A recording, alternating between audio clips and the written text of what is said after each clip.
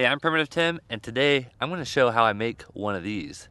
This is an Obsidian arrowhead that I've knapped with antler tools. And today I am in Glass Buttes, Oregon, and all this black stuff on the ground, this is all Obsidian. In this episode, I want to show you guys kind of how the whole process works.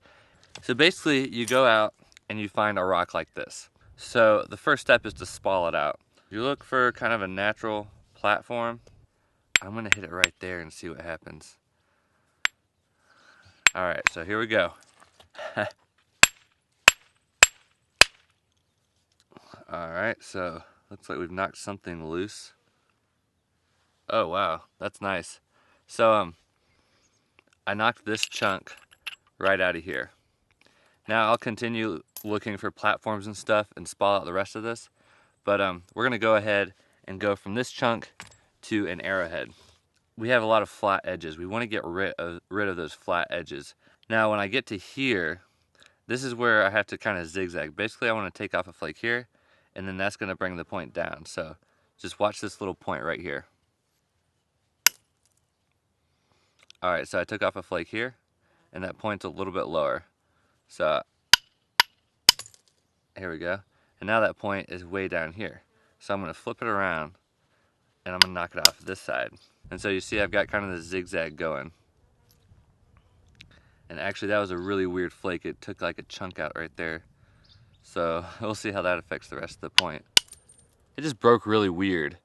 And so what I'm going to do is I'm not going to continue on this side. I'm going to start over here. And so this ridge comes down to a point right there, so that's where I'm going to hit it.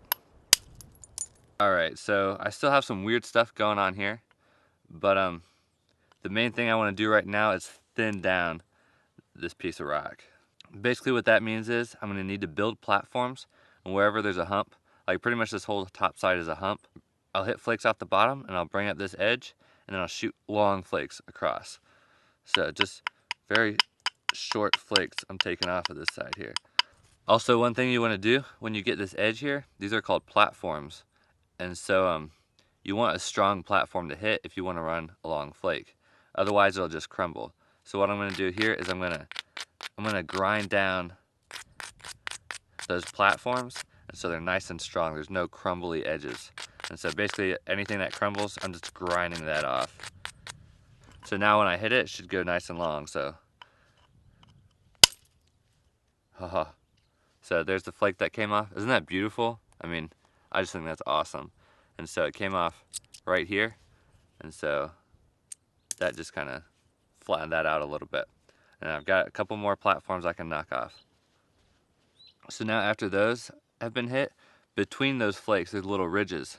So like here's a ridge and here's a ridge. Not too much of a ridge there, I kind of took that one off. But with those ridges, I'm going to come back and I'm going to braid some more. And so I have a platform where that ridge hits the edge, and I can take that off. That was good. Okay, so that I kind of had that coming. That looked like it was about to pop off at any minute anyway.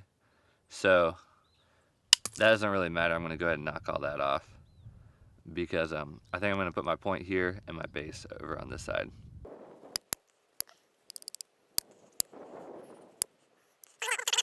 Always a braid. Just, if in doubt, just a braid it. That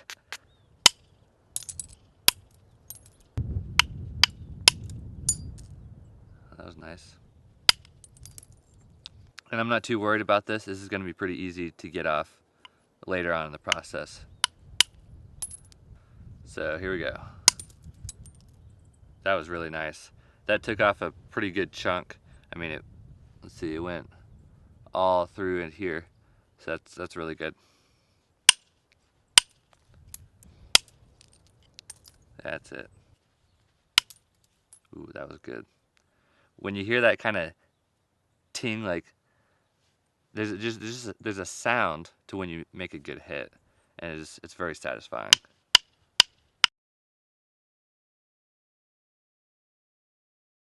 Alright, so at this point, I'm getting a little bit low on material. I'm getting really close to the dimensions that I want. So that's starting to look good. This point is going to be absolutely gorgeous. I love the orange and the black, and it's clear. We're just going to really focus on each individual flake that we got to take off, because we're at kind of a critical spot. If we mess something up now, it could really affect the rest of the arrowheads. Alright, so I've got a smaller little bopper here, and what I'm going to do is I'm going to hold it like this,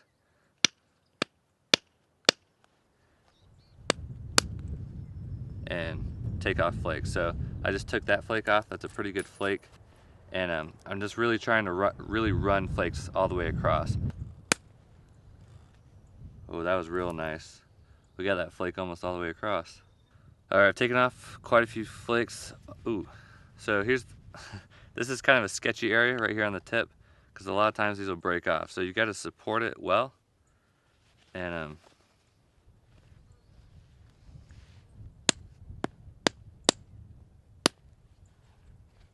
so that was good. That's a nice flake right there. Shoot it off. So that went okay. You can see I kind of dipped in a little bit there. That's fine though, because this is going to be a triangle. So a lot of this material is going to get taken off anyway. But I've got plenty of material up here on the front to get things thinned down. So I've got a little bit of a hump here, so I'm going to bring that center line up so I can run a flake under the hump and get that hump out of there. You don't want any humps on your point. Alright, so this is probably the last of percussion I'm going to use, just because I'm getting really close to getting this thing finished up. So I'm just going to try and run a couple fake flakes up from the back, and sometimes this can turn out really well and sometimes it not so well. So hopefully I don't end up breaking the point in half. So that's what I'm going to do.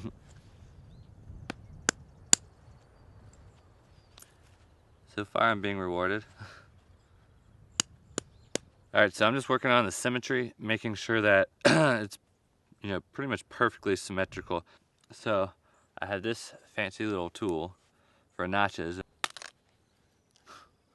Okay, that's really scary. I took off a lot of stuff in there, but I think it'll be okay.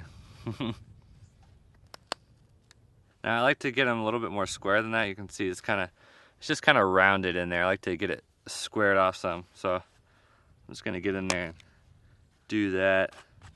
All right, so that's a good looking notch. That'll most certainly hold a sinew mount. See, now if I had done this side like that, I probably would have just left it, because that's a perfectly good knock. But this side's a lot deeper and bigger because I didn't do it as well. So I'm gonna have to get in there and basically make this one look worse to match the other one. So that's looking pretty good. I need to shave some of that off. That's not so good looking.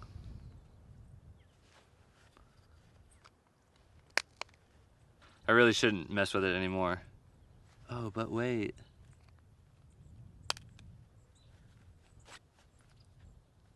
Alright, no more messing with the notches. This isn't really quite a Cahokia style point, it's just kind of a, you know, it's a triangle with side notches. But the Cahokia points, they would have a notch in the middle. So I don't know how they mounted their points, but it seems like that would just kind of help to center the point. And so I'm going to do that here, and it just looks kind of cool. So go right here in the center, start to dig in a little bit. Alright, so that little notch there, it's pretty much centered. I think I can center it a little bit better though. Alright, that's pretty well centered, that little notch there. My notches, they match. So at this point, I need to sharpen and put a good point on there. I'm not very good at sharpening, I'll admit that. So if you want to see a real pro, check down in the description. There's a link to Ryan Gill's video on how to sharpen a flint edge, or, you know, a knapped edge. This guy, he's really good at what he does. I'm going to go over the basics of it. Basically, in order to have a sharp edge, it needs to be serrated and needs to be like fresh flakes. Nothing can have ground against it. Because on this pass right here, there is some grinding going on, but you can see how it's just making a serrated edge, and that'll really grab into some tissue and tear. Alright, so I've got that side serrated and that feels sharp.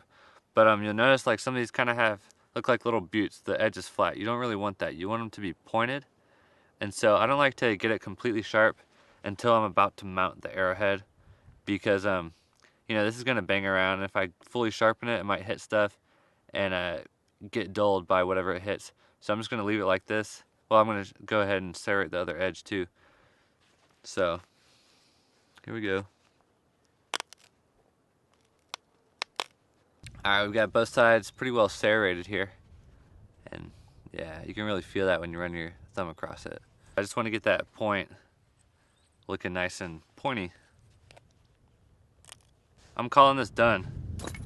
So here is the finished product. This is a beautiful point. When you hold this Obsidian up to the sun, you can see through it and there's all kind of wavy patterns and stuff. So this is a point I'm really proud of, this point right here. So hanging out here at Glass Buttes has been awesome. It's been so much fun. This is something that, you know, I've dreamed of doing, is coming out here and just napping Obsidian. And so kind of to show that I'm very grateful for such a place, and that there's a place like this with all this awesome Obsidian stuff. I'm gonna give back a little bit. So I've got an arrow with an Obsidian point, and I'm just gonna shoot it off into the woods. And it's kind of just a symbolic thing. It doesn't really mean much, but it's something kind of fun to do. So here it goes.